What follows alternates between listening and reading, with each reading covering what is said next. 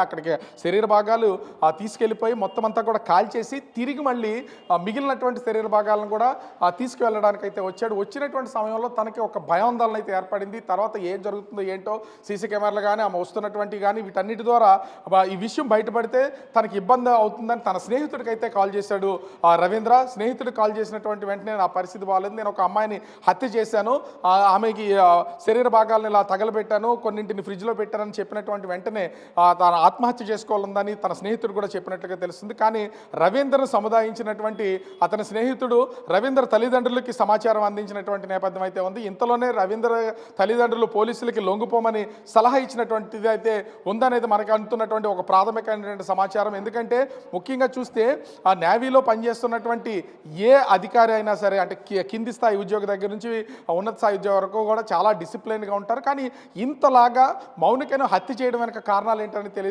ఆర్థికపరమైనటువంటి ఇబ్బందులు ఏంటనేది కూడా అర్థం కానటువంటి పరిస్థితి. ఇప్పటివరకు మౌనికి సంబంధించినటువంటి కుటుంబ సభ్యులు కానీ ఇతర వ్యక్తులు కానీ ఏ ఒక్కరు కూడా వచ్చినటువంటి పరిస్థితి అయితే లేదు. ఆ శరీర భాగాలను కలెక్ట్ చేసుకున్నటువంటి పోలీసులు కేజీహెచ్కి అయితే తరలించినటువంటి పరిస్థితి అయితే ఉంది. ఆమె కుటుంబ సభ్యులు వస్తేనే కానీ ఈ విషయానికి సంబంధించి బయటపడే అవకాశం